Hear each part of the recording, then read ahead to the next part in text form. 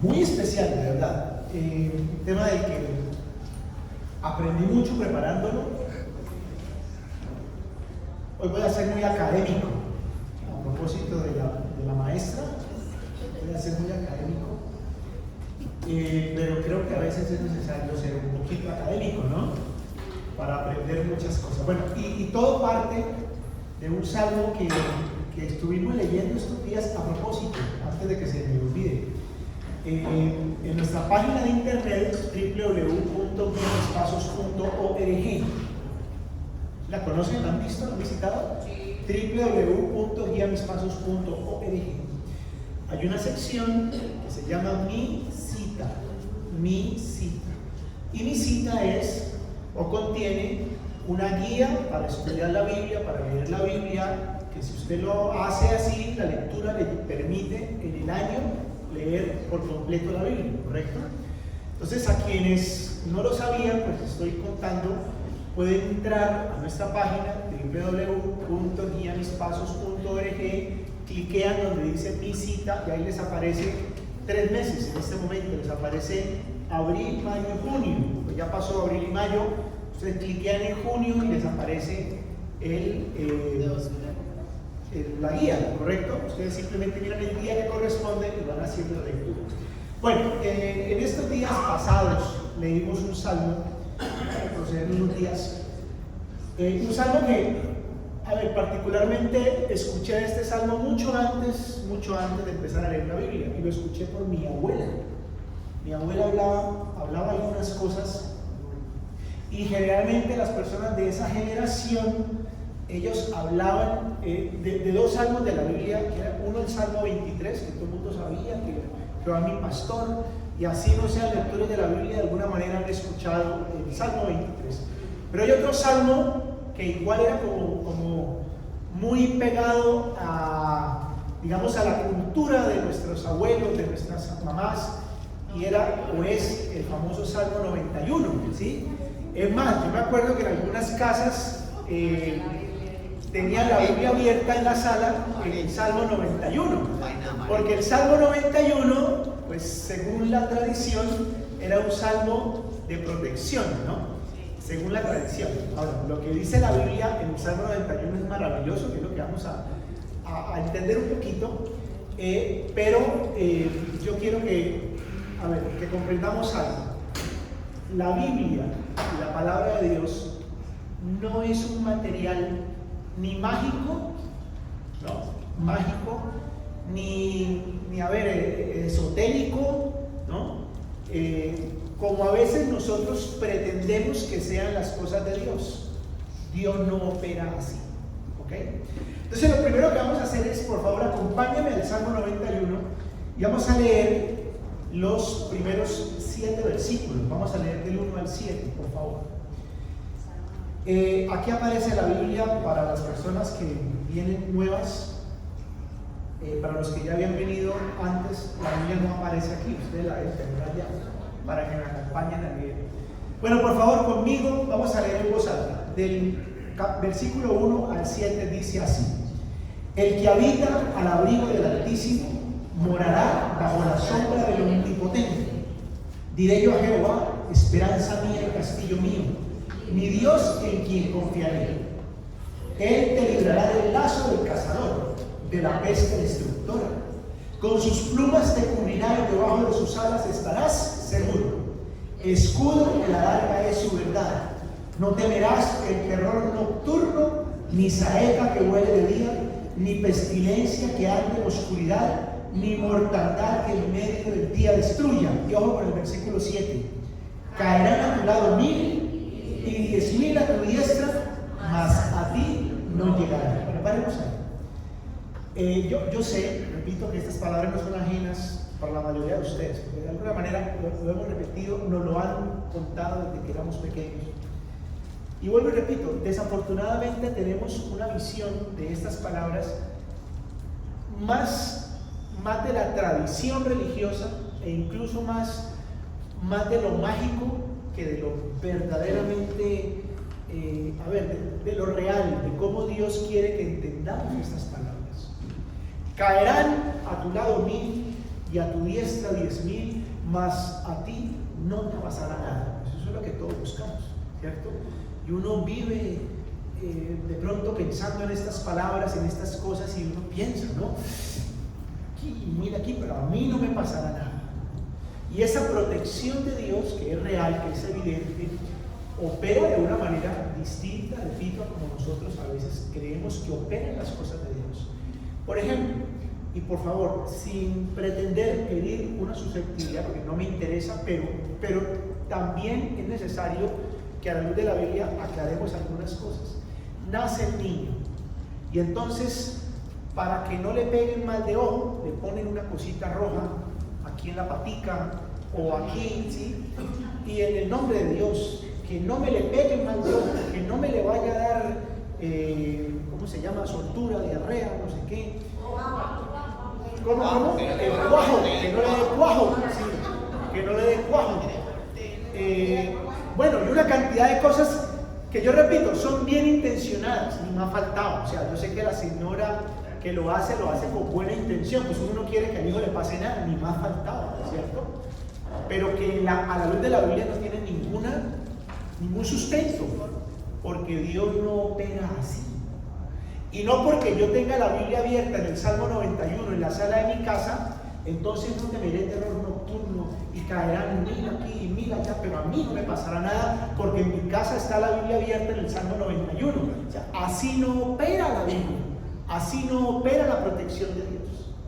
Pues el tema de hoy se llama justamente protección de Dios. Y vamos a ver cómo es que opera la protección de Dios. Hubo un caso con el cual quiero iniciar, narrado en el libro de los Números. El pueblo de Israel había salido de la esclavitud en Egipto, se conducían hacia la tierra prometida, ¿ok? Llegaron a los límites de la tierra prometida, y entonces Dios le dice a Moisés, que era el líder de ese éxodo: escoja un príncipe que represente a cada una de las tribus de Israel.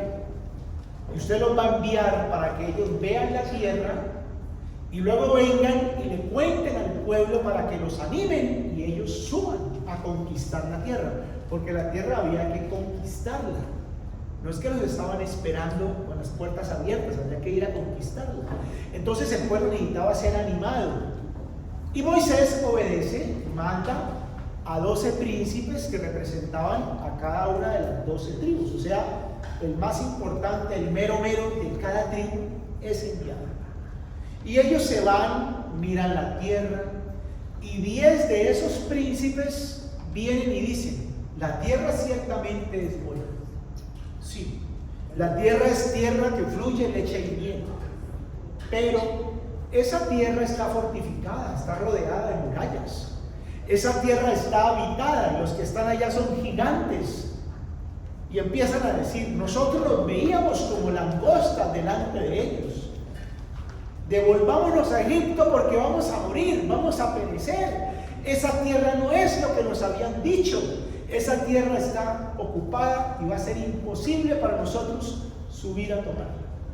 Y entonces el comentario de esas 10 personas hizo que el pueblo empezara a gritar y a llorar desaforadamente. Se desanimaron y empezaron a decir: ¿para qué Moisés nos sacó de Egipto? Para hacernos morir de hambre, para matarnos aquí delante de estos gigantes. Mejor nos hubiéramos quedado siendo esclavos en Egipto. De los 12 hubo 2 que dijeron todo lo contrario: no, esa tierra es buena y ciertamente allá hay gigantes, pero tranquilos, Dios está con nosotros y Él nos dará la fuerza para ir y tomar esa tierra. Vamos, que los vamos a tragar como a pan. A propósito, de ahí viene el adagio: esto es pan comido. Eso es de la Biblia, para los que no sabían que es de la Biblia. Eso lo dijo Caleb, se lo dijo al pueblo: nosotros los tragaremos como a pan. Pero la opinión de ellos 2 fue pequeña frente a la opinión de los otros 10 que desanimaron al pueblo. Y entonces, ante semejante revolución que se armó, el pueblo lloraba, gritaba: nos van a matar, ¿a qué nos sacó Dios de allá? Dios se enojó. Y Dios dijo, no puede ser. Oiga, los he traído hasta acá, les he dejado ver milagro tras milagro. E incluso dice el Señor, ya 10 veces me han tentado en el desierto. 10 veces se han ido contra mí. Porque cuando tenían hambre, cuando tenían sed, cuando había mucho sol, cuando había mucho frío, siempre renegaban. Y yo, un milagro, otro milagro, otro milagro. Y ahora que están frente a la tierra, porque les toca subir a conquistarla, entonces vuelven otra vez contra mí. Y entonces Dios determina que esa generación no entraría a la tierra. Así de sencillo. Y les dice, pasarán 40 años y ustedes estarán deambulando en el desierto, y la nueva generación, sus hijos, y solamente Josué y Caleb de esta generación van a entrar y van a poseer la tierra que yo les he entregado. Con ese contexto vamos a leer, por favor, en el libro de los Números. Ustedes me acompañan. Números capítulo 14. Números capítulo 14, por favor. Versículos 39 en adelante. Números 14 del 39 en adelante. Pues que Sardino, ¿cómo quedó Colombia? ¿No se acaba todavía? Están en el 98. Qué vaina. Números 14, 39 en adelante. Qué pena, se me olvida que estamos grabando para el canal de YouTube, yo aquí haciendo chistes flojos. Me perdonan las personas que nos están viendo en el canal de YouTube. Números 14, del 39 en adelante. Por favor, lo leen conmigo. Dice así: y Moisés dijo estas cosas a todos los hijos de Israel. Y el pueblo se inquietó mucho. ¿Qué fue lo que les dijo? Ustedes no van a entrar, Dios se puso bravo, ustedes ofendieron a Dios. Eso es lo que le dicen. Entonces el pueblo se entristeció, o sea, el pueblo dijo, embarramos. Entonces alguien tuvo una brillante idea, no, ya que le embarramos, mejor, ¿sabe qué? Sí, vamos a subir. Y Moisés les dijo, no suban, que es peor. Sí, eso que cuando usted ya le embarró, luego le dicen, mire, mejor, ¿sabe qué? No lo haga, déjelo así. Sí, deja que me pasen, porque no suban. No, nosotros vamos a subir, porque eran tercos y necios, como nosotros, ¿sí? Tercos y necios. No, subamos. Vamos a ver lo que pasó. A ver, ¿cómo dice? Versículo 40. Y se levantaron por la mañana y subieron a la cumbre del monte, diciendo, henos aquí para subir al lugar del cual ha hablado Jehová, porque hemos pecado. Sí, nosotros hemos cometido el error. Y dijo Moisés, ¿por qué quebrantáis el mandamiento de Jehová? Esto tampoco os saldrá bien. O sea, no suban. Siga en 42. No subáis, porque Jehová no está en medio de vosotros. No seáis heridos delante de vuestros enemigos, porque el amalecita y el cananeo están allí delante de vosotros, y caeréis a espada, por cuanto os habéis negado a seguir a Jehová. Por esto no estará Jehová con vosotros. ¿Qué les dijo Moisés? Clarito, ¿no? Mire, ustedes ofendieron a Dios, déjenlo quieto, reconozcan su error y quédense quieticos y obedezcan. No se pongan a subir, que ustedes van a irse solos. ¿Sí? Van a irse solos. Y allá les van a dar espada y machete. Eso es lo que les dice. Continuemos. Versículo 44.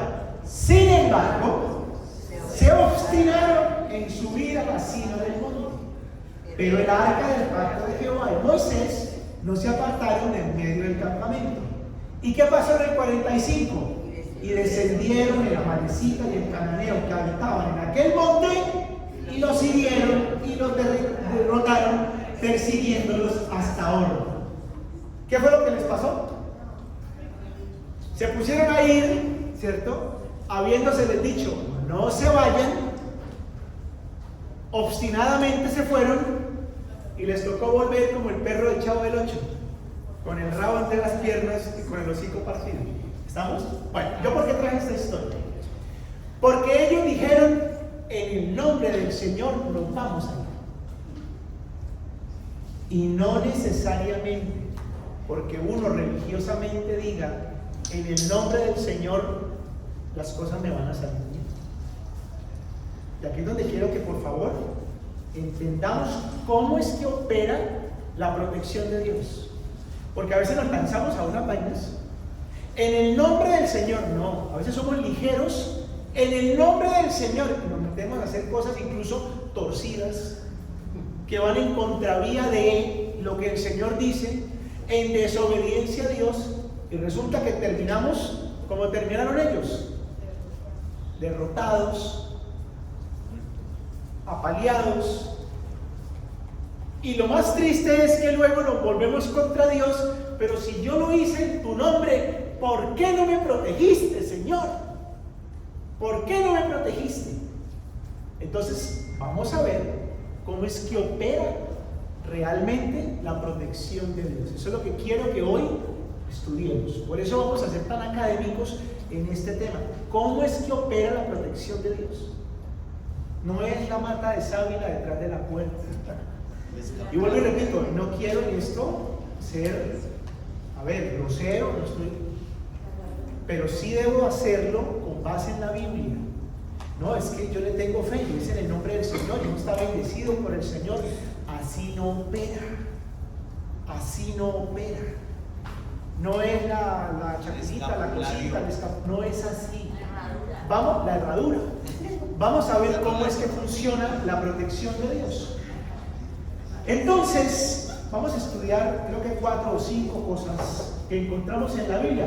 Hay más, pero hoy vamos a hablar de 5 cosas, 5 elementos. ¿Cómo es que opera la protección divina? Muy bien. En primer lugar, la protección de Dios opera a través de su palabra. Ojo con esto. La protección de Dios opera a través de su palabra. Quiero que me acompañen al Salmo 119, escrito por David, el mismo que escribió el Salmo 91. Por favor, Salmos, libro de los Salmos,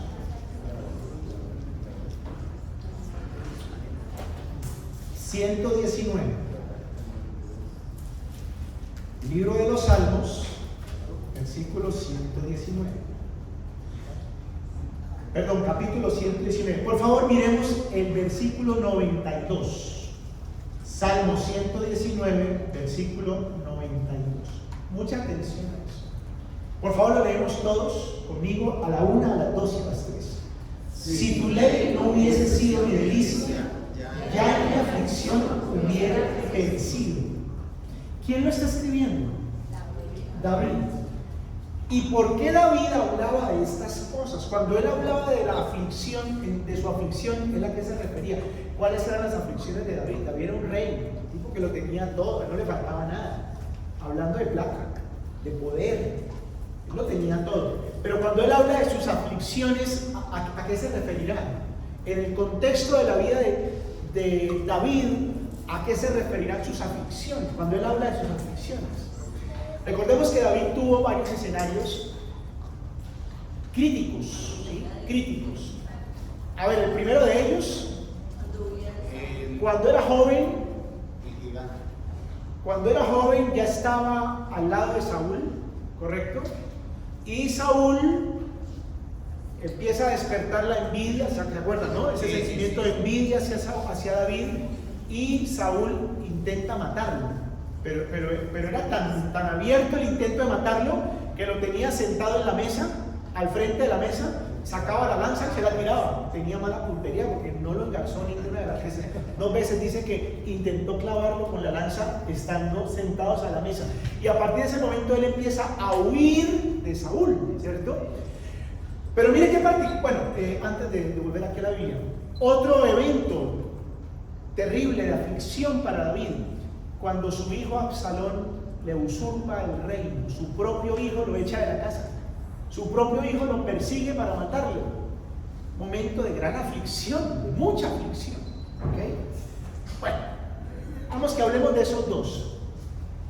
Pero dice la Biblia volviendo al Salmo 119, versículo 92, si tu ley no hubiese sido mi delicia, ¿qué es tu ley? Cuando él habla, si tu ley, ¿a qué se refiere? ¿Cuál es la ley? Lo que en ese momento era la palabra de Dios, ¿correcto? Los profetas, los salmos se estaban escribiendo hasta ahora, lo escribía él, los profetas, Moisés, todo lo que son los libros de Moisés. Y dice, si tu ley no hubiera sido mi delicia, o sea, que este rey apartaba un tiempo, y lo entendemos también con lo que él escribe, cada mañana me presentaré delante de ti y esperaré. Y apartaba un tiempo para ir ¿a dónde? A la Biblia. De tal manera que si tu ley no hubiese sido mi delicia, en mis aflicciones hubiera yo perecido. O sea, ¿qué es lo que está diciendo? En medio de mis aflicciones, que no era simplemente estoy tristecito, no eran esas las aflicciones de él. Las aflicciones de él es lo que acabamos de mencionar, ¿correcto? En mis aflicciones hubiera perecido. O sea, ¿qué representó para él la palabra de Dios? Refugio, protección, protección. Una protección que se manifiesta a través de ser orientado, a ser aliviado por la palabra de Dios, ¿correcto? Lo que les quiero decir, miren, vuelvo y repito, y para las personas que llegaron un poquito tarde, la protección de Dios no opera de manera mágica. La protección de Dios no opera de manera religiosa, mística. La protección de Dios es lógica. Caerán a tu lado 1000 y 10,000 a mi derecha, a mi otra parte. Pero a mí no me tocará. ¿Pero eso cómo opera? ¿Eso cómo es que opera? Que la lanza de Saúl no lo engarzó. ¿Pero cómo es que opera eso? ¿Cómo es que mi hijo Absalón, que se llevó todo mi ejército para venir en contra mía, no logró matarme? ¿Cómo fue que operó? Es que yo hice de tu palabra mi escudo protector. Y les quiero decir, esta tarde, por favor, recurran a la Biblia, vayan a la Biblia, porque la Biblia es un manual de instrucciones que son necesarias para no perecer en la vida. La Biblia no es simplemente un libro ahí más para abrirlo en el Salmo 91 para que no me caiga nada malo, terror nocturno. No es para eso la Biblia. La Biblia es para, de acuerdo a lo que ella me indica, ser guardado, ser protegida en medio de mis aflicciones, en medio de lo que vivo todos los días. Para eso es la Biblia. Y si volvemos al Salmo 119, por favor, versículo 114. 114. A ver, como dice, todos conmigo, a la 1, a las 2 y a las 3. Mi escondedero y mi escudo eres tú. En tu palabra he esperado. Qué interesante. Mi escondedero y mi escudo eres tú, claro. Pero ¿cómo? ¿Cómo opera el que él sea mi escondedero y mi escudo? En tu palabra he esperado. De manera que lo que usted tiene que hacer, recurra a la palabra de Dios. Juan Carlos, es que yo leo eso y no entiendo nada. Bienvenida al club. Eso nos pasó a todos. Pero esto es como, mire, yo lo comparo como el álgebra de Baldor. Usted abre el álgebra de Baldor y empieza a despejar la X y esa uno no entiende. Eso no entiende. Pero de tanto ir y estudiarlo, y entonces empezamos a entender qué era lo que había en el álgebra de Baldor. Por ahí pasamos todos. Por lo menos mi generación. Yo no sé, los pelados ahora también los pasan por ahí, ¿o ya no? Sí, los pasan por ahí. Bueno, ok. Yo me acuerdo de química en quinto bachillerato. Para mí química era horrible, terrible. Yo no entendía nada. El profesor mío se llamaba Jorge Cabeza. Jorge Eliezer era mi tío. Jorge Cabeza se llamaba él. Jorge Cabeza. No le entendía nada. Pero de tanto ir y estudiar, algo se me quedó. Vipito es igual a Bocotti. Vipito es igual a Bocotti. Miren, la Biblia es un manual al que hay que ir. Vayan, Estúdienlo. Empieza a ponerle el sentido, ¿qué es lo que esto me quiere decir? Empieza a preguntarse, ¿qué es lo que aquí me quiere enseñar la Biblia? Y cuando usted hace ese cuestionamiento, que es un cuestionamiento lógico, usted empieza a tener poco a poco respuestas de Dios a través de la Biblia, respuestas que representan el ser cuidado, el ser guardado, el ser protegido. Así es que opera la protección de Dios. No con el cosito, la manillita, no con la hoja de rúcula, ¿cómo se llama? El baño con rúcula, no, así no opera. Con ruda, no rúcula, sí, la rúcula es la de la pizza, con ruda, sí. Opera es a través de la palabra de Dios. ¿Estamos? Bueno, otro versículo, también en el Salmo 119, versículo 116, por favor. Como dice: susténtame con tu palabra y viviré, y no quede yo avergonzado de mi esperanza. Susténtame, ¿cómo? ¿A través de qué? Dios mío, susténtame en medio de mi aflicción. ¿Por qué no me sustentas? Y Dios mirándolo a uno le dice: pero él lee mi palabra, hombre. Vaya a mi palabra para que yo lo pueda sustentar. No, me da pereza. Vaya a mi palabra, no la entiendo. Vaya a mi palabra, no la he comprado. ¿Estamos de acuerdo? Susténtame con tu palabra. Mi escudo y mi escondedero eres tú. Claro, ¿cómo? A través de tu palabra. Primera manera, como Dios protege nuestra vida, a través de su palabra. Y esto es para el joven, esto es para el maduro contemporáneo, y esto es para el adulto mayor. Esto es para todos. No es para la abuelita, es para todos. ¿Estamos? Muy bien. A propósito del joven, dice también el rey David: ¿con qué guardará el joven su camino? Con guardar su palabra. ¿Con qué guardará el joven su camino? Dios mío, que a mi hijo le vaya bien, cuídalo, guárdalo, enséñele a leer la Biblia. Usted tiene que hacer, enséñele.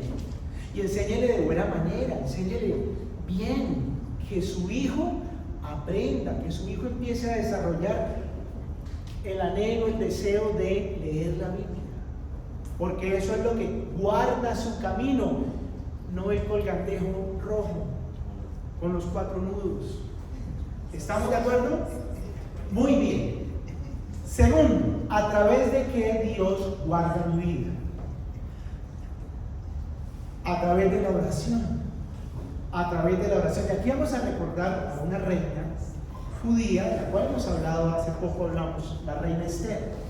¿Qué fue lo que pasó con Esther? Esther era judía, de los judíos que fueron llevados cautivos a Babilonia, ¿okay? Ya cae Babilonia, sube. ¿Qué imperio sube después de Babilonia? A propósito, después de la clase. Los medos persas. Los medo-persas, ¿correcto? Y estando bajo el imperio medo-persa, la reina Esther es escogida para ser la reina del imperio medo-persa. Imagínate que llegó a ser ella. Y pues una mujer muy bonita, con unos atributos muy especiales, pues el rey, que era el rey Asuero, la escoge para ser su reina. No digo su mujer, porque en la cultura de esa época, este rey no tenía solo una mujer, tenía muchas mujeres. Y de acuerdo a lo que ellos tenían como ley, como norma, a pesar de que Esther era la reina, ella no podía llegar como hoy llega una esposa normal a la habitación del esposo. Ahora mismo, iba entrando, ella no podía hacer eso. Ella tenía que esperar un turno. Cuando le tocara y fuera llamada, entonces ella venía. Si ella iba antes, se metía así de isofacto, la ley indicaba matarla. ¿Correcto? Era así la cosa. Pues resulta que se levanta un complot contra el pueblo de Esther, contra los judíos. Los iban a matar. Y entonces Mardoqueo, que era el primo de Esther, le dice: bueno, Esther, usted llegó como reina allá para que nos cuide y nos proteja. Así que vaya y hable con el rey y cuéntele que nos van a matar, están haciendo una jugada sucia para matarnos a los judíos, su pueblo. Y entonces Esther le dice: no, hijo, yo no puedo.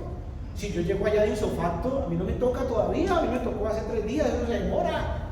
Y si yo llego allá me van a matar. Entonces Mardoqueo le dice: pues mija, usted verá. Porque si llegó a ser reina para esto, vaya. Porque si no la mata el rey Asuero, la van a matar los otros, porque a los judíos a todos nos van a pasar al palo. Entonces ella le pide a su primo Mardoqueo que él y su pueblo hagan algo. ¿Qué es lo que les pide? Que ayunen. Vamos entonces a la Biblia, por favor. Vamos a la Biblia. Libro de Esther, por favor, capítulo 4, verso 16. A ver, lo vamos a leer aquí todos, por favor, a la 1, a las 2 y a las 3. Estas son las palabras que Esther le dice a su primo Mardoqueo. Todos conmigo. Ve y reúne a todos los judíos que se hallan en Susa y ayunad por mí, y no comáis y bebáis en 3 días, noche y día.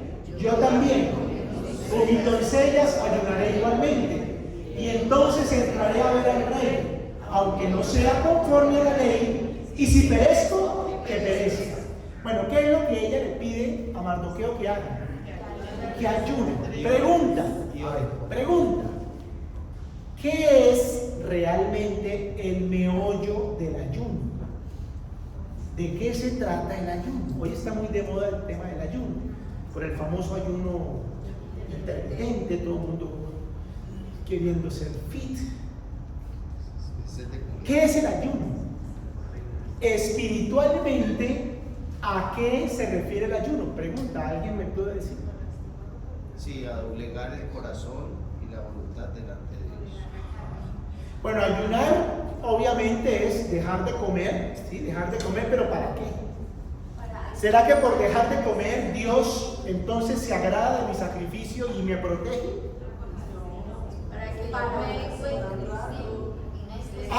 Yo lo que hago es, en el momento en el cual voy a comer, me aparto para Dios, y en ese tiempo de apartarme para Dios, ¿qué es lo que hago? Orar. Entonces, el segundo secreto para ver la protección de Dios realmente es la oración. Es la oración. ¿Y qué es orar? Orar es tener la facultad, la intimidad con Dios, de manera que me pueda acercar a Él como se acerca a un amigo y le cuento mis cosas y escucho de Él sus cosas a través de su palabra. Eso es orar. Y entonces cuando yo me levanto en la mañana y voy a Dios y aparto un espacio para orar, para leer la Biblia, ¿qué es lo que estoy garantizando en mi vida? La protección de Dios. Pues así es que opera la protección de Dios. ¿Me entienden? No es un tema místico, es un tema lógico. Y por supuesto, lo que entendió Esther es que si ellos oraban, que si ella oraba y ellos oraban, 3 días nos vamos a concentrar a orar, a buscar a Dios en ayuno. Representaría para ellos la protección de Dios. Eso es lo que significa. Luego el segundo elemento de protección se llama la oración. Y por favor, vamos a Santiago. Santiago, capítulo 5, por favor.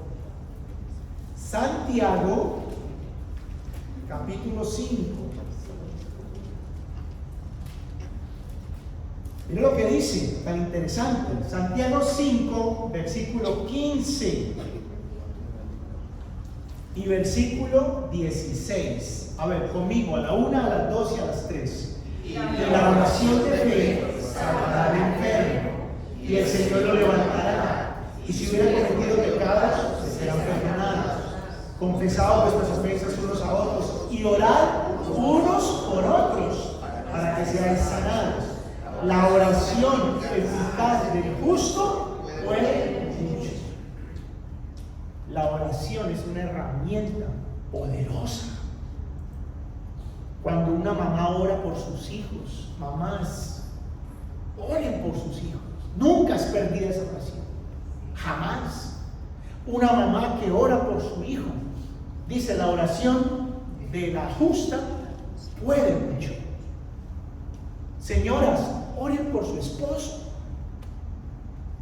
En vez de decir ese calabazo, oren por él.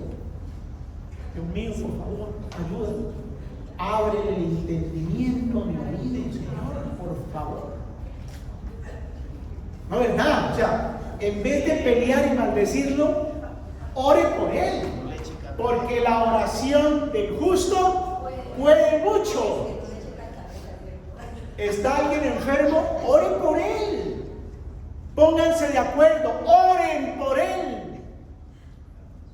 Nosotros tenemos un grupito de WhatsApp, algunos de ustedes no están en ese grupo, y si quieren estar, por favor nos dicen ahora al final para respetuosamente incluirlos en el grupo. En ese grupo no se valen poner chistes, ni cosas políticas, ni vender aretes. Ese grupo es solamente para pedir que por favor nos acompañen a orar por una necesidad específica. Hombre, fulano de tal está enfermo, está en el hospital, les pido que me ayuden a orar. Mire, solo con la intención de vamos a estar en oración, solo con que en un momentico le digamos, Dios mío, yo no conozco a esa señora que está poniendo ahí, pero te pido que por favor la sanes. Dice la Biblia, la oración del justo puede mucho. Oremos más. El problema es que oramos poco o no oramos. Pero eso sí, que me vaya bien, que Dios me proteja. ¿Me están entendiendo? ¿Cómo funciona la protección? Porque la oración eficaz del justo puede mucho. ¿Estamos? Dos elementos. Vamos al tercer elemento. ¿Cómo opera la protección de Dios? Ay, Dios mío. Tercer elemento. Por favor, vamos al Evangelio de San Juan. Evangelio de San Juan. Porque sin duda alguna, el tercer elemento a través del cual Dios protege mi vida es la verdad. Y vamos a ver a qué se refiere eso. Por favor, Juan capítulo 8, versículos 31 y 32, que son muy conocidos, pero vamos a entenderlos en el contexto de lo que estamos hablando. ¿Lo encontraron? Por favor, conmigo. Dice así: dijo entonces Jesús a los judíos que habían creído en él: si vosotros permanecéis en mi palabra, no con esto, seréis verdaderamente mis discípulos, y conoceréis la verdad, y la verdad os hará libres. Bueno, entonces aquí enlaza el primer punto que vimos, la palabra de Dios, ¿correcto? La ley.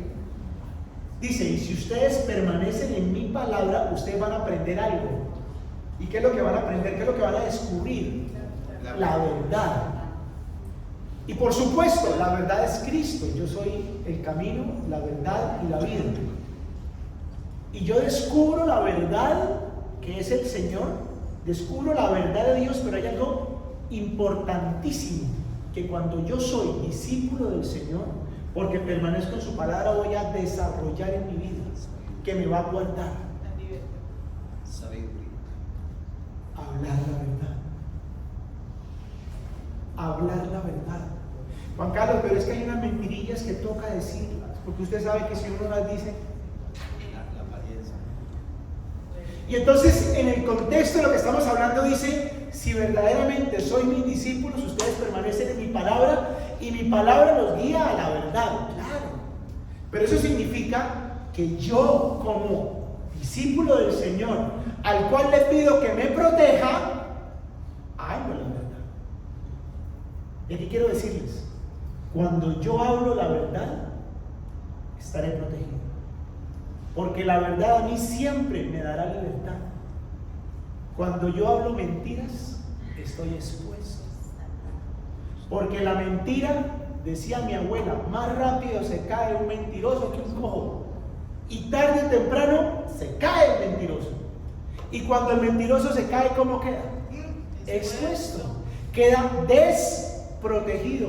Pero Dios mío, si yo dije esta mentirita en tu nombre, porque así somos. Nos pasa lo del pueblo de Israel, es que en tu nombre vamos a ir, ¿no? Están yendo en contra de lo que Dios quiere. Es que no es así que opera. Es que si yo no digo esta mentira, me sacan el parte. El policía de tránsito, la infracción, diga la verdad. Sí, señora agente, me comí el pan. Sí, señora agente, me comí el semáforo. Sí, señora agente, venía a exceso de velocidad. Si usted evidentemente venía a exceso de velocidad, se comió el semáforo y se comió el pare, diga la verdad, no se ponga. Porque es que en el nombre del Señor yo le voy a dar 50,000. No, así no opera. Es más, ¿Sabe el descaro? ¿Sabe el descaro? En el nombre del Señor, saco los 50,000. Dios mío, ríese. Y se lo saca. Y se lo pone al policía de tránsito. Así no opera, así no funciona. ¿Cómo funciona? Con la verdad. Funciona con la verdad. Diga la verdad. Porque el que dice la verdad será libre. El que dice la verdad le va bien. El que dice la verdad está protegido. Hay veces que decir la verdad paradójicamente nos hace quedar mal. Pero ese quedar mal siempre será puntual. Porque al final del ejercicio, cuando usted pasa la línea y suma, a usted le va bien. Cuando usted dice la verdad. ¿Quiere que Dios lo proteja? Decida hablar la verdad. De aquí en adelante, no más mentiras. Ni chiquitas, ni medianas, ni grandes. Ni blancas, ni amarillas, ni rosadas. Porque todas se llaman mentiras. No hay piadosas. No hay piadosas, son despiadadas, que es distinto. Diga la verdad, hable la verdad. Por favor, Proverbios capítulo 12. Proverbios capítulo 12. Ay, Dios mío. ¿Me están entendiendo, no? Proverbios 12, versículo 19. A ver cómo dice. A la 1, a las 12, a las 3. El labio veraz permanecerá para siempre, mas la lengua mentirosa solo por un momento. El labio veraz permanecerá para siempre. La lengua mentirosa, sí, usted la saca en una, pero créame que a la vuelta de la esquina lo están esperando, porque es así que funciona. El labio mentiroso, la lengua mentirosa cae. ¿Estamos de acuerdo? Bueno, llevamos 3 elementos a través de los cuales Dios me protege. Primero, la palabra de Dios. Segundo, la oración. Tercero, la verdad. Muy bien, vamos al cuarto. Vamos al cuarto. Me he dado cuenta en las transmisiones que vos te me adelantas, entonces me revelas la verdad antes de que sea dicha en este escenario. Si ya me di cuenta, es que Dios... ¿Cómo es que Dios me protege? Por favor, Proverbios capítulo 22. Proverbios capítulo 22, verso 29. Proverbios 22, verso 29. A ver, conmigo, a la 1, a las 2 y a las 3. ¿Has visto hombre solícito en su trabajo? Delante de los reyes estará, no estará delante de los de baja condición. Aquí nos toca pues un aspecto muy sensible para todos, que es el aspecto laboral, económico, nuestra parte material, ¿cierto? Y entonces dice la Biblia, ¿has visto hombre solícito en su trabajo? O sea, una persona disciplinada en su trabajo, una persona que trabaja, una persona que se esfuerza, una persona que camella, delante de los reyes estará. ¿Qué es lo que quiere decir? ¿Cómo veo yo la protección de Dios? En cuarto lugar, trabajando.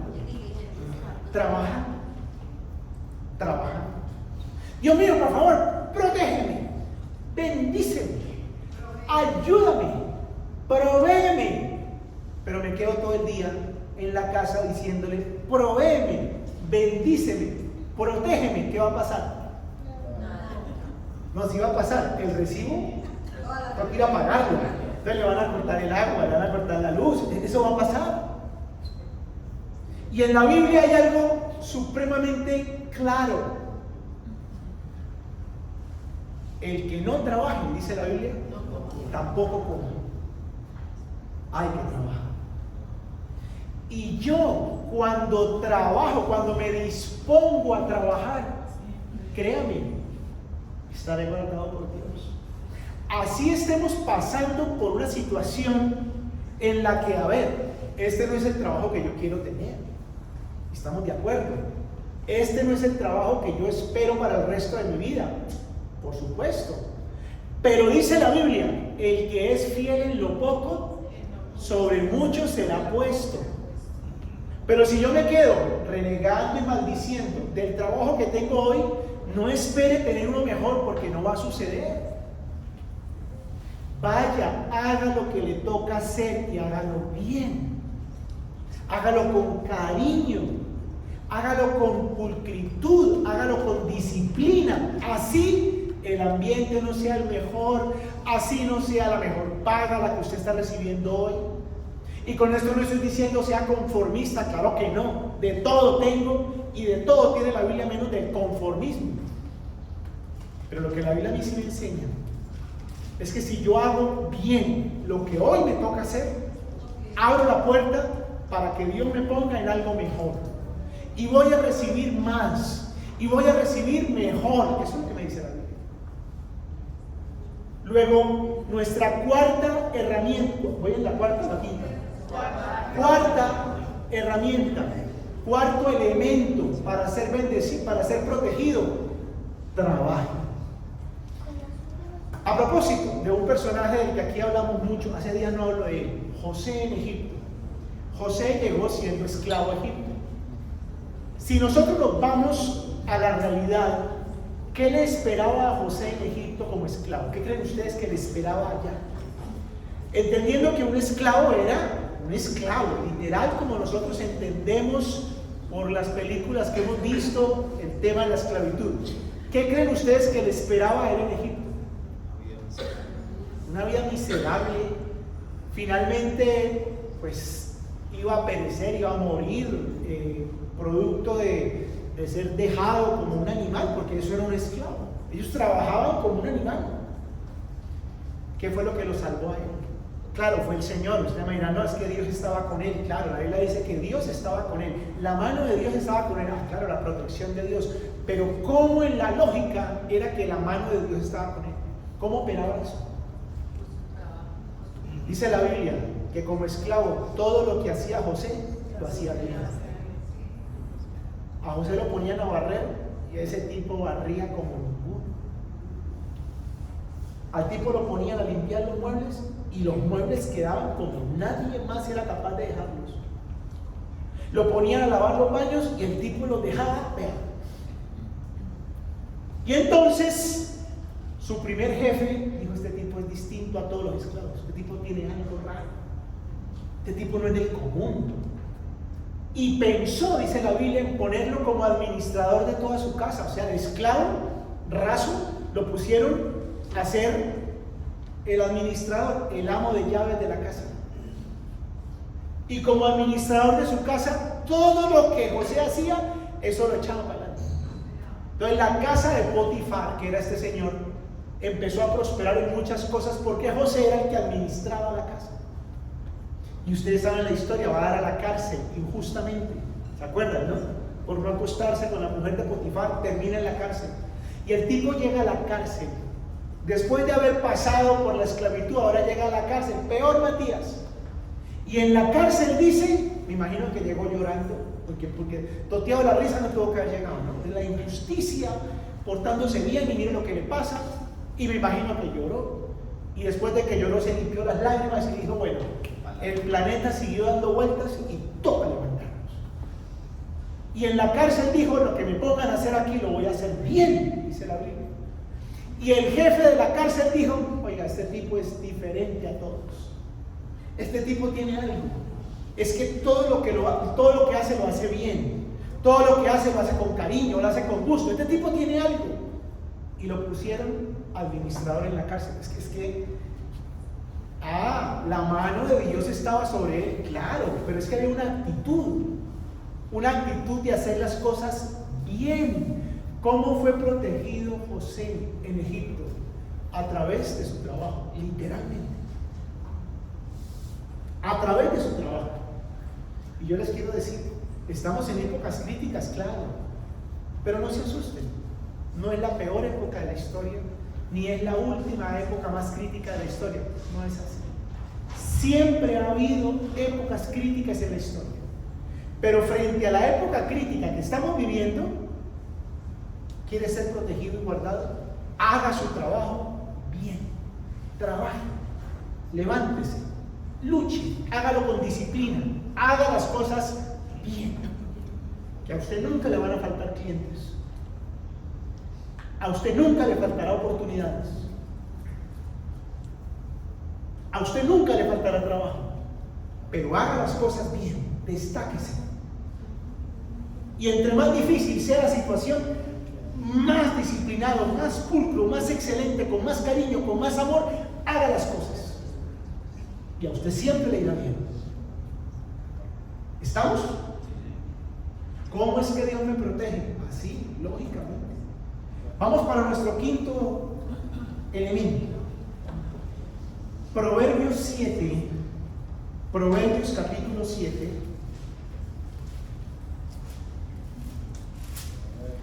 Proverbios 7, versículo 1 al 3, por favor.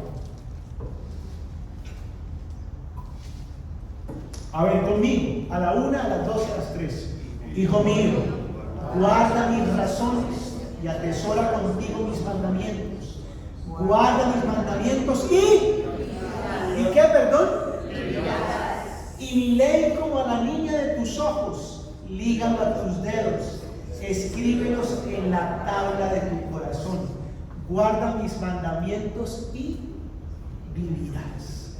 Quinto elemento a través del cual Dios me guarda se llama obediencia. Obedezca a Dios. Obedezca a Dios. Guarda mis mandamientos y vivirás.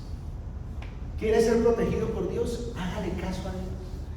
Así hacerle caso a Dios a veces nos suene rayado, así nos entra en reversa, así a veces lo que Dios me plantea va en contravía de mis paradigmas y no es como tan agradable hacer eso que Dios me plantea.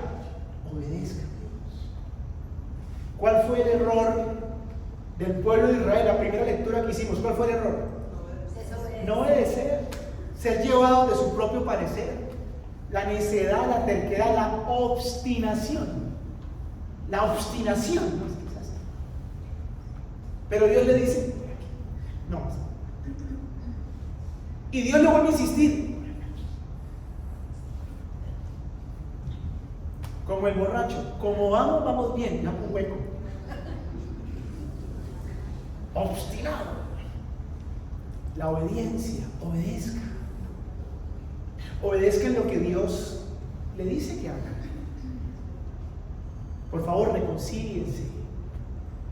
Ya, saque el rencor del corazón. Ya, que sigue usted amasando como el panadero y le pasa el rodillo al rencor. Y usted vuelve y recuerda y vuelve y maldice. Y le tira lágrimas a eso y vuelve otra vez y ve la foto y Dios le dice, perdón, póngase en paz, reconcíliese. Eso es obedecer. Eso es obedecer. El Señor nos ha dicho, por lo menos aquí en esta familia hasta la saciedad, honre a su papá, honre a su mamá, honrelos. Honrelos. Ay, Juan Carlos, no me toques ese vals porque me muero. Cada vez que usted habla de eso, a mí me da una cosa que yo, es que no soy capaz de bajar. Es que no me nace. Y si no me nace, entonces no, porque eso es hipócrita. Aquí no se trata de que le nazca, aquí se trata de que le obedezca. Honra a su mamá. Ay, pero es que yo la honro y no agradece. Dios no le ha dicho honrela si le agradece, dice honrela. Así es simple. Obedezca a Dios. Ordene su vida, viva por un presupuesto, por Dios, viva por un presupuesto, escriba. Eso no da la loca, lo que salga, lo que venga, no, escriba. ¿Me están entendiendo? Obedezca a Dios. Obedezca a Dios, que a usted le va a ir bien. Usted será guardado, será protegido por el Señor. De manera que el tema de la protección de Dios, repito, no es un tema mágico, no es un tema de religiosidad, es un tema lógico, como lo acabamos de ver. Juan Carlos, pero ¿qué pasa cuando yo aparentemente no veo la protección de Dios? Yo confío, pero vea lo que me pasa. porque nos pasan circunstancias adversas, ¿o no? Pero claro que sí.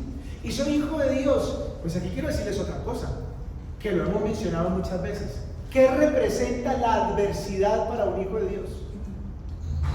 Y representa una cosa por encima de todas: formación,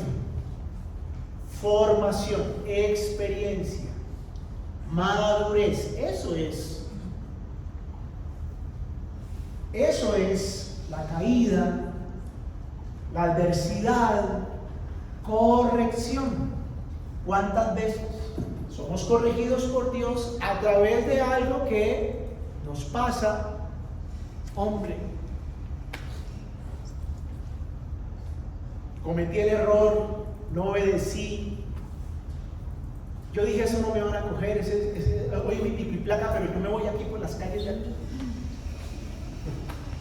en el nombre del Señor, y sale. No sale vaquita, pero usted se da por los recovecos y el guarda está esperándolo en la esquina. Y usted, Señor, ¿por qué no me protegiste? Y entonces le tocó, pagar. Antes que maldecir, usted tiene que decir: Dios mío, esto me pasa por necio, por irresponsable, pero esto no me va a volver a pasar nunca más. Imagínate que hace 15 días me llama mi hijo y me dice: papá, resulta que el carro que nosotros tenemos está a nombre de él, Entonces le llegó un correo. Dice: papá, por ahí te llegó un parte. Entonces le dije: papito, revise bien la placa del carro. A los 10 minutos me dice: papá, no era usted, era a mí. Yo le dije: ¿qué pasó? Papá, ando sin SOAT y no me he dado cuenta.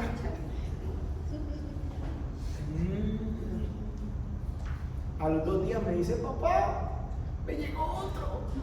Porque el SOAT estaba pasando por las cámaras, van tomando fotos y sacando en primera plana. Antier fue a mi casa y me dijo: papá, ¿cómo duele aprender?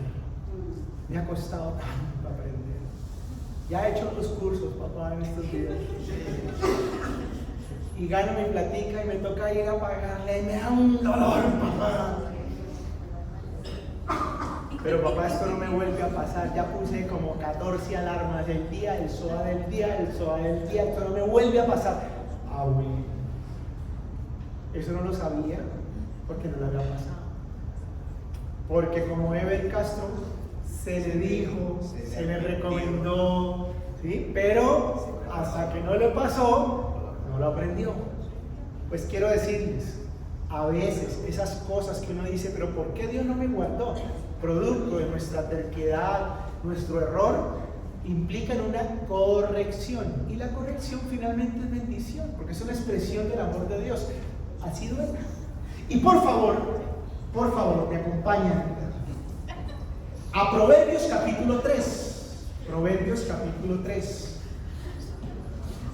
Versículo 11 y 12. Proverbios 3, 11 y 12. A ver, por favor, conmigo a la 1, a las 12 y a las 3. No menosprecies, hijo mío, el castigo de Dios. Entiéndase la corrección de Jehová, ¿correcto? Ni te fatigues de su corrección, porque el Señor al que ama corrige, como el padre al hijo a quien quiere. ¿Estamos de acuerdo? ¿Sí? ¿Por qué no me protegiste? No, Él sí lo ha protegido. Te agradezca que no le va peor. Él sí lo ha protegido. Más bien aprenda y entienda que la corrección de Dios pues es una expresión de amor. Bueno, y voy a terminar con 2 promesas de la Biblia que quiero que ustedes se las lleven por favor a su casa, las metan en el corazón, porque la protección de Dios es real, es evidente. Dios quiere protegernos. Nuevamente volvemos a Moisés, a punto de salir con el pueblo de Israel a emprender el éxodo de la tierra prometida. Moisés, después de haberle dicho muchas veces a Dios: yo no quiero ir, para mí esto es muy difícil, Dios finalmente lo convence, pero él le pide una cosa, ¿se acuerdan? ¿Qué es lo que le pide? Que tu presencia venga conmigo. Por favor, libro del Éxodo, capítulo 33, por favor. Éxodo, capítulo 33.